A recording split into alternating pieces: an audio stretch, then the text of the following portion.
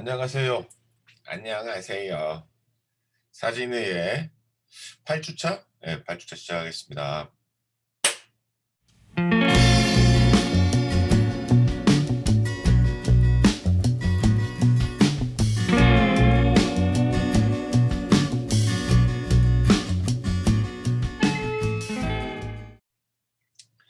네, 저번 시간 크림 전쟁 얘기하다가 사진의 역사에 대해서 얘기하다가 말았어요. 이어서 하겠습니다. 크림 전쟁은 이 크림 전쟁에서 이제 사진이 어떻게 보면 실제 삶 속에 이제 파고든 거죠. 이런 마차처럼 되어 있는 이 커다란 사진 카메라 박스를 들고 다니는 거니까. 크림 전쟁은 지금으로 치면은 이제 터키죠. 터키 위쪽에 보시면 러시아랑 부딪히는 국경이 있어요. 섬처럼 흑해 중간에 러시아는 이제 남하 정책을 하고 싶었고 그걸 저지하고 싶은 터키가 있었고 옛날로 치면 오스만 투르크 제국이고요. 그거를 또 영국과 프랑스가 도와주면서 마치 세계 영차 대전이라고 해야 되나? 그런 느낌이 났던 전쟁이고 3년 정도 굉장히 과혹하게 벌어진 전쟁이에요. 근데 이제 사진은 이렇게 평온했다. 뭐 그 얘기였고요. 이어서 1860년대에 이제 페르딘 나다르라는 분이 이제 셀카를 찍기 시작해요. 사진기 그 만드신 분이죠. 예, 셀카를 찍기 시작하고요. 그 옆에 보시면 이제 1864년도에 이게 포토그래프죠. 피에로토라고 이런 분들이 이제 진짜 어느 정도 사진기 같이 생긴 것들을 들고 다닙니다.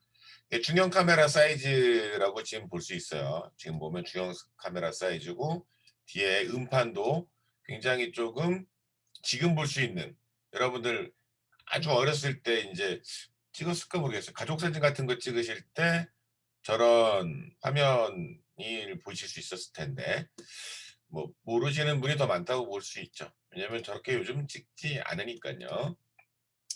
1861년도에 이제 세계 최초의 이제 컬러 사진이 생기기 시작합니다. 제임스 클라크 맥스웰이라는 사람이 이제 찍은 거죠. 예.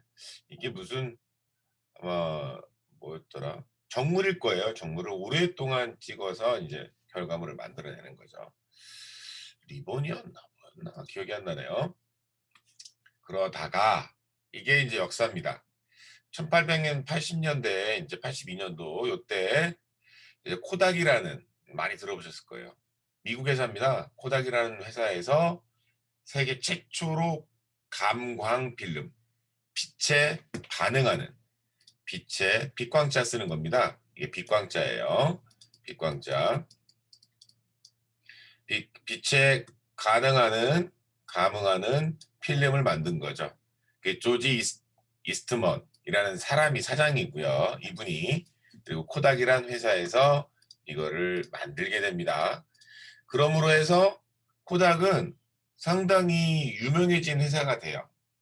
근데 당시에 문제가 좀 있었는데 이 관광 필름을 만들었지만 관광 필름을 넣을 만한 사진기가 별도로 있지 않았어요. 그러다 보니 코닥에서 직접 사진기를 만들었고요. 여기 보면 롤 필름 카메라입니다. 이 안에 이게 카메라 통이고요. 카메라고요. 렌즈 달렸죠. 이 안에 필름이 들어져 있는 거예요. 그러면 그 당시 어떻게 했냐? 요거를 이제 사는 거예요. 통째로 가서 맡기는 겁니다. 코닥 회사에 가서 맡기면 바로 그거를 현상해주고 인화해주고 이렇게 되는 거예요. 가격은 단돈 얼마.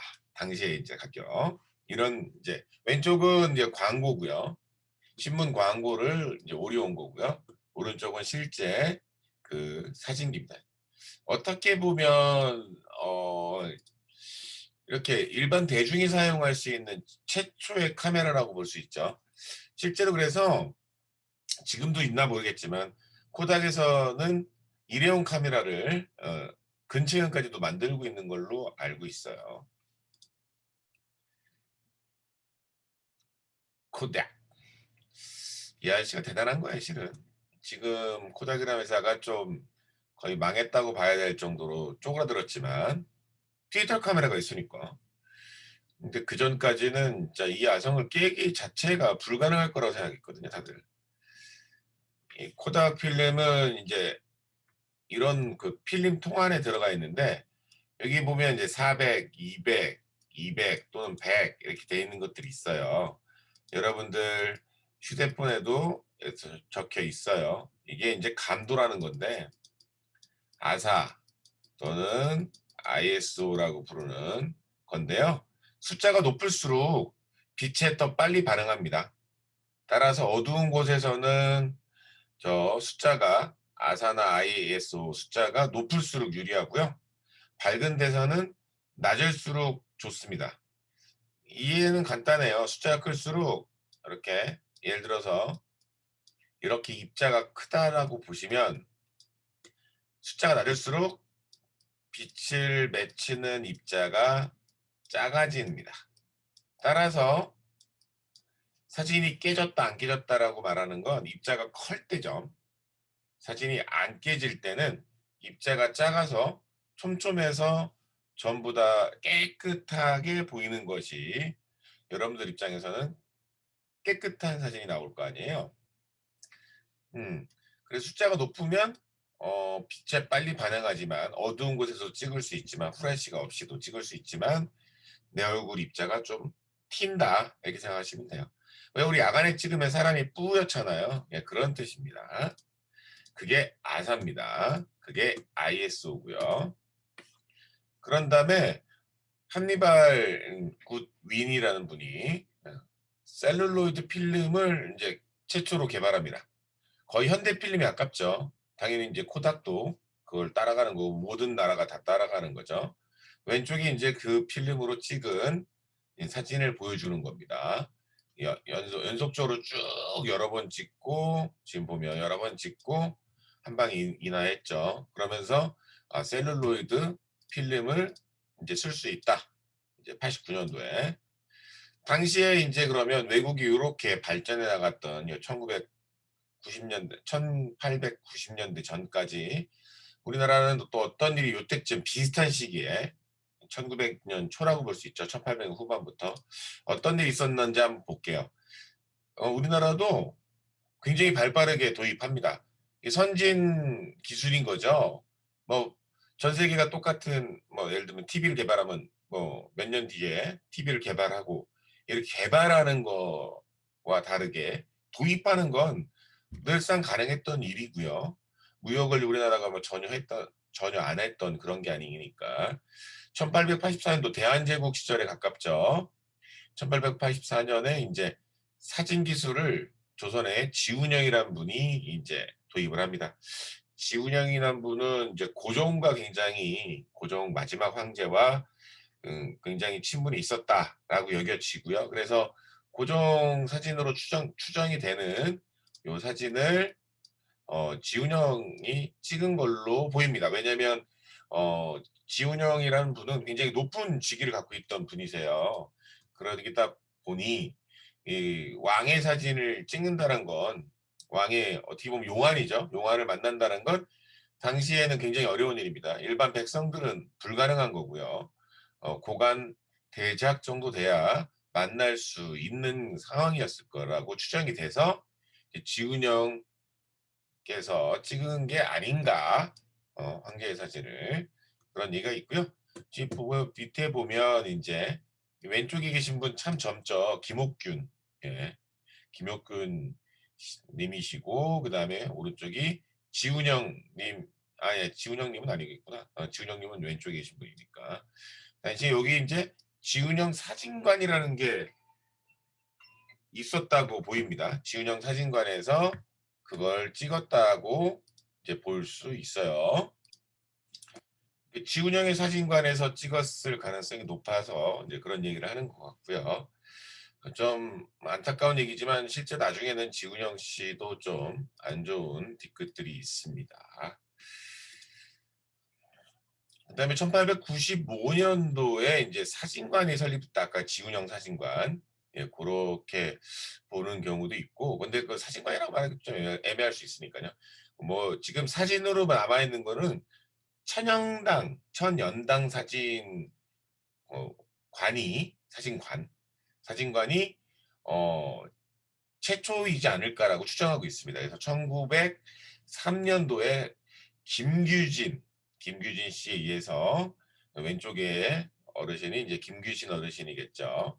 김규신 씨에 의해서 천연당 사진관이 생긴 걸로 지금 추정하고 있어요. 추정하고 있고 그에 따른 뭐 증거들이 좀 있는 거죠. 1908년도에 이제 김규진, 이희수 부부의 초상 사진이 이렇게 있는 건데요. 뭐 외국이나 한국이나 사진 한 장 찍는 건 엄청 중요한 역사적인 사건 같은 거예요. 자기 일생에. 초상 하나 그리는 것도 쉽던 시절은 아닙니다. 유럽도 그렇고 한국도 그랬고. 그러던 시절에 사진을 찍는 거는 그보다 더 어려운 일이었겠죠. 그래서 그런 모습들이 이어져서 그런지도 몰라도 우리도 저도 어렸을 때는 사진관 가서 가족 사진 찍는 게 대단한 일이었어요. 정말 대단한 일. 사진 찍고 짜장면 먹고 이거 이 콤보가 이루어지면 아주 대단한 겁니다. 그래서 그런지 몰라도 요즘도 여러분들 고등학교 졸업하셨을 때, 중학교 졸업하셨을 때, 초등학교 졸업하셨을 때 졸업사진 찍죠. 그리고 친구들하고 기념할 때도 기념 촬영합니다. 그렇게 실은 중요한 거죠. 어떻게 보면 일상 속으로 이제 예전에는 굉장히 값비쌌던 것들이 이제는 나의 일상 속에 그냥 아무렇지도 않게 같이 있기 때문에 그 중요도를 약간 달라진 것처럼 느껴지는 거지 실제는 중요한 거죠. 예. 예전에는 한없이 중요했다. 뭐 이렇게 생각하시면 되겠죠. 그리고 이제 27년도 1900 이제 일제 시대죠. 1927년도가 되면 신낙균 씨가 일본에서 교육을 받아와서 그래서 사진 교육이라는 어떤 어떻게 보면 이제 책 같은 거가 나온다고 보실 수 있어요. 강의도 하고 책도 나오고 내용상 보면 신낙균 씨는 이제 99년생이시고 그리고 55년도에 작고하셨는데 동경 가서 이제 공부를 좀 하고 바로 한국에 와서 참 그랬던 시절이야. 대학 공부만 해도 바로 교수가 되던 시절인 거예요. 바로 오셔서 사진과 교수를 하게 되는데 실은 이제 YMCA에서 한번 학생들한테 사진을 한번 가르쳐 보지 않겠느냐라는 얘기가 와서 수업을 진행했던 것이 이제 그렇게 된 거고요. 그러다 보니 경성에 이제 경성이면 지금의 서울입니다.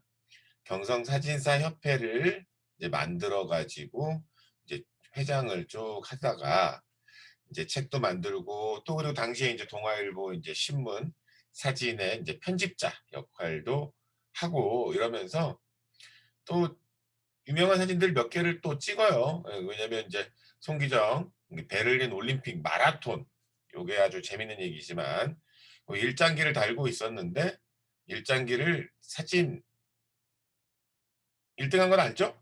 송기정 씨가 베를린 올림픽에 출전했는데 마라톤에 제일 마지막 경기잖아요, 마라톤이. 거기에서 이 당시에 이제 우리나라가 한일 일제 치하에 있었으니까 일장기를 걸고 이제 메달을 수여받는데 문제는 이제 우리 신낙균 당시 기자라고 볼 수 있겠죠. 신낙균 기자가 동아일보에 사진을 올릴 때 일장기를 지웁니다. 그러므로 해서 이제 투옥당하고 고문당하고 그리고 바로 동아일보에서 동일일보라고 써놨네. 동아일보에서 해직을 당합니다. 그리고 나서는 이제 그냥 일반 중학교 뭐 이런데 학교에 가셔서 선생님으로 계시다가 이제 되게 생각보다 젊은 나이 저보다 한 10살 뒤에 돌아가시게 됩니다. 요게 이제 우리 어떻게 보면 이분이 우리나라 최초의 기자이자 또 사진을 전문적으로 가르칠 수 있었던 멤버가 아니었는가 생각합니다. 왼쪽 사진 같은 경우는 여러분들은 모르실 수도 있고 아실 수도 있는 최승희 씨, 우리나라 최초의 무용가라고 볼 수 있어요. 최승희 씨의 사진을 올린 겁니다. 이런 사진들은 이제 월간 디자인에서 제가 추출해 갖고 왔습니다. 그리고 이제 한국 사회계는 조금 얘기를 하고 다시 전 세계로 한번 나가 보겠습니다. 자, 그 당시 우리 그런 일제 치하 당시 이제 1914년도에 35mm 드디어 롤필름 라이카 카메라가 나옵니다. 그래서 오늘날 여러분들이 쓰고 있는 완전한 그런 카메라들, 지금 디카 말고요. 이렇게 돌려서 썼던 필름 카메라들의 시초가 된 것이 바로 요때다 생각하시면 될게요. 오스카 마르낙이라는 사람이 만든 거예요. 그래서 요 왼쪽에 이게 돌리면 띠릭띠릭띠릭 돌리면 필름이 쭉쭉쭉쭉쭉 감기는 형태인 거예요. 이쪽에 있다가 이쪽으로 감기는 형태. 사진 찍으면 뒤에 상이 맺히는 여기로 이제 초점을 맞추는 거죠. 그러니까 이런 카메라를 들고 찍어야 되니 당시에는 사진 찍는 것도 기술이었을 거예요. 핀이 맞는지, 심도가 좋은지, 아사수가 제대로인지 이런 거를 다 자기 감각으로 찍어야 되는 거예요. 그러니까 완전한 장인 정신으로 사진을 한 장씩 찍게 되는 그런 게 생기는 거죠. 그러면서 나왔던 것이 이제 사이즈의 얘기예요. 110칸, 그다음에 135 필름, 뭐 30mm 필름이라고 이제 우리가 보통 얘기하는, 그다음에 120, 200, 뭐 이게 뭐냐면 사진의 사이즈라고 보시면 될 것 같아요. 사진의 크기, 여러 가지 사진 사이즈가 나왔다. 그래서 이 사람의 이름을 오스카 마르낙이라는 라이카, 지금도 이제 카메라의 장인은 라이카입니다. 디카인 시절에도 불구하고 지금 디카잖아요. 디카면 뭐 캐논이나 니콘이나 뭐 이런 게 최고여야 되는데 아직도 하셀블라드, 라이카 이런 것들에 대한 명품인 거예요. 명품에 대한 약간 우월감도 있고 동경의식도 상당히 많습니다. 일반 사람들도요. 사진을 조금만 좋아하시면 라이카를 금방 알게 돼요. 여러분들도 라이카 이 마크를 보면 조금 좋은 사진기구나 이렇게 생각하시면 되겠습니다. 그래서 그분의 이름을 따서 라이카 오스낙 바르낙 이름도 길어. 라이카의 오스카 바르낙 어워드라는 게 매년 주최합니다. 매년. 그래서 잠시 뒤에 오스카 바르낙 그 전시에서 매년 1등을 먹었던 작품 몇 개를 리스트업해서 보도록 할게요. 조금만 기다리시면 보여드리겠습니다. 25년도에 이제야 좀 우리가 봤던 사진기 같이 생겼죠. 뷰파인더도 있고요. 여기 보면 여기 뭐 숫자도 섞여 있고 뭔가 좀 이제 그럴싸해졌죠? 뭔가 여기 보면 20 뭐 이렇게 써 있죠. 1000, 100, 200, 500 뭐 이런 게 써 있습니다. 여기 감아집니다. 이쪽으로 감아집니다. 이쪽으로 감아집니다. 뭐 이런 얘기가 돼 있죠. 이게 1925년도에 오스카 바르낙이 또 만들었던 바로 이겁니다. 그래서 이 오스카 바르낙이 이제 이 카메라가 이제 완전히 유명해지는 어떤 계기들이 있는데 1차 세계 대전 때 원래 나오려고 했어요. 원래는 1차 세계 대전 때 이제 이 양반이 다 만들어 가지고 뭔가 이제 퍼뜨리려고 했는데 이게 약간 늦어진 거죠. 전 세계 대전이 벌어진 건데 뭐 어떻게 이걸 만들고 있습니까? 그래서 좀 늦췄다가 그 끝난 이후에 1924년도, 25년도 이때쯤 만들어지기 시작해서 대중에 시판됐다라고 보이고, 요건 라이카 1이라고 되어 있는 모델명인데 이제 1927년도에 시판됐던 모델명이다. 이렇게 보시면 될 것 같아요. 그러니까 요때쯤이죠. 그러니까 다 요때쯤 무언가 벌어지고 있었던 겁니다. 요때쯤. 실은 14년도에 만들었으니까 25년도 차이가 많잖아요. 그러니까 이 14년도에 처음 만들자마자 전쟁통에 막 난리 부르스가 나고 막 이러니까 발전을 못 시킨 거예요. 실은 이거에서 금방 발전할 수 있었겠죠. 실은 이것까지 개발할 정도의 사람이. 그래서 이제 요게 실은 1차 세계대전 때 막 나갔어야 되는데 전차리 판매가 안 되다 보니 20년대 중반 때 대중들한테 전차리에 판매가 됩니다. 그래서 여러분들이 알게 된 로버트 카파 이런 사람들이 사진을 찍게 되는 거예요. 바로 요 사진기 때문에. 사진을 찍는 모든 멤버들은 대부분 1920, 30년대 사진을 배웠어요. 그때 사진이라는 게 처음 나온 거예요, 실은. 전 세계에. 되게 쇼킹한 사건이 되는 거죠. 그리고 1928년도에 드디어 미국에 있는 코닥에서 칼라 필름을 만듭니다. 칼라 필름. 예. 왼쪽 위는 이제 칼라 필름 광고예요. 이런 걸로도 이렇게 뭔가 보여줄 수 있다. 여러분들은 코닥과 함께 있어야 된다. 뭐 이런 거죠. 광고니까요. 이런 얘기가 있어요. 그리고 1935년도에는 슬라이드 필름이라는 게 나옵니다. 슬라이드 필름이 왜 필요했냐면 요거는 인화하지 않고도 빛을 쏴주면 벽에 큰 화면에 지금으로 치면 프로젝터 같은 역할을 했던 거죠. 빛을 쏘면 큰 화면에 사진이 쫙 나오는 그런 게 되기 시작해요. 칼라 사진도 실은 1930년대가 되면 칼라 사진도 엄청나게 사용되었다. 이렇게 보시면 될 것 같아요. 근데 비싸. 흑백은 내가 다 정리할 수 있어. 내가 현상하고 내가 인화할 수 있지만 칼라는 그걸 하기에 많이 힘들어요. 칼라는 내가 현상하기도 힘들고 내가 직접 인화하기도 어려워요. 기계가 없으면. 온도가 민감합니다. 색깔은 온도에 따라서 색 농도가 바뀝니다. 따라서 이거를 현상하고 인화할 때 빛의 세기가 엄청 중요한 거예요. 그리고 실내 온도도 중요해요. 그러다 보니 칼라는 역시 지금도 기계로만 뽑습니다. 흑백은 아직도 사람들이 직접 하는 경우도 있어요. 근데 그 칼라는 그게 안 됩니다. 그거를 인지하시면 쉽습니다. 1975년도가 되면 이제 뭐 여러분들 다 디카 있지만 1975년도가 되면 드디어 코닥에서 세계 최초의 디지털 카메라를 만듭니다. 자, 여기 필름이 아이고 죄송해요. 여기 필름이 요게 바로 이게 바로 자기장을 통해서 이 테이프 레코더에 사진을 녹화하는 거예요. 어떻게 보면 사진을 녹화하는 컨셉이라고 볼 수 있죠. 그러니까 저거 예전에 이렇게 ENG 카메라들도 다 필름으로 썼고요. 여러분들이 좋아하는 영화, 극장에서 보시는 영화도 필름 영화라고 보통 얘기하는 것들이 있어요. 그러면 저런 필름을 쓰는 겁니다. 예, 당시에 이제 테이프 레코더가 이제 처음으로 등장하고 막 이럴 때라 아마 마그네틱 필름을 이런 식으로 썼을 거라고 보입니다. 여기 안에 이제 보통 음악을 넣었죠. 근데 지금은 아니 그때는 여기다가 이제 사진을 넣었다라고 보시면 될 것 같아요. 기계 장치가 무슨 지금 퍼스널 컴퓨터 사이즈입니다. 항상 그런 거죠. 시작은 항상 EBS나 그 끝은 창대하리라. 사이즈는 100에 100 픽셀 CCD를 사용했어요. 지금으로 치면 뭐 새끼 손톱보다 작은 거지. 어떻게 보면 엄청 작은 사이즈입니다.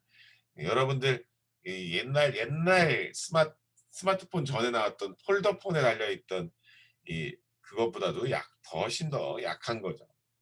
기술이 참 비약적으로 발전합니다. 그런 걸 생각하면. 그리고 나서는 요 이제 사진 75년도 이후에 디지털 카메라 이후에는 뭐 너무 많은 사진기들이 나오기 때문에 그 사진기에 대한 얘기는 제가 하루 왼종일 1시간 정도를 정리해서 사진에 대해서 쫙 사진기에 대해서 정리된 차트를 보여드리도록 할게요. 우리가 이제 매그넘 포토스 얘기를 제일 첫 시간부터 했습니다. 그게 바로 1947년이라는 거예요. 30년대에 이제 이들이 사진을 배우고 40년대에 아주 왕성한 활동을 하게 된다. 이렇게 보시면 될 것 같죠? 매그넘 포토스는 말 그대로 세상에 있는 걸 그대로 기록한다. 그러니까 기록이라는 다큐라는 이런 컨셉이 강하던 시절인 거죠. 물론 지금도 매그넘 포토스의 모토는 비슷하고요. 어, 나쁘다는 뜻이 아니라 사진이 그 자체, 그러니까 정물, 그리고 현실, 그다음에 실제, 사실 이런 거에도 초점을 맞췄다. 이렇게 보시면 될 것 같아요. 이렇게 수많은 사진 작가분들이 아직도 매그넘 포토스에 소속되어져 있고 또는 소속되었었습니다. 한국인도 있습니다. 이제는 아시아인도 있고 한국인도 있습니다.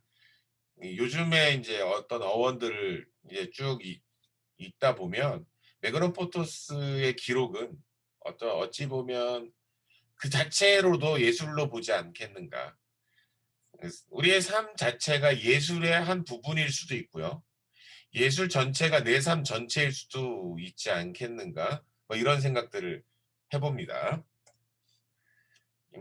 굉장히 좀 재밌죠. 여러 가지 재밌는 어떤 상황들이 조금 벌어진 거예요. 실제로 당시에.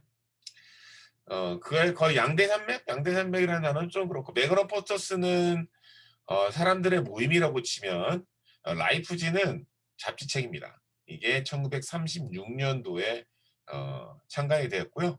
내셔널 지오그래픽과 양대산맥 이렇게 보면 될 것 같아요. 내셔널 지오그래픽은 말 그대로 자연경관에 가까운 다큐 분위기가 나고요. 라이프지는 삶에 밀접한 느낌이 좀 듭니다. 되게 삶을 날카롭게 보기도 하고요. 삶을 재밌게 보기도 하는 그런 사이트라고 볼 수 있어요. 이게 워낙에 유명한 잡지입니다. 예, 라이프지 사이트에 들어가 보시면 이런 칼럼들이 아직도 계속적으로 쭉 남아 있고, 역사의 한 페이지에 실은 라이프지가 늘 함께 했습니다. 근현대 역사 안에는 라이프지의 사진이 없는 게 없어요. 다 있다고 보시면 될 정도로 우리나라 사진 작가분들도 라이프지 기고도 하시고 많이 뭐 이런 것도 좀 있습니다.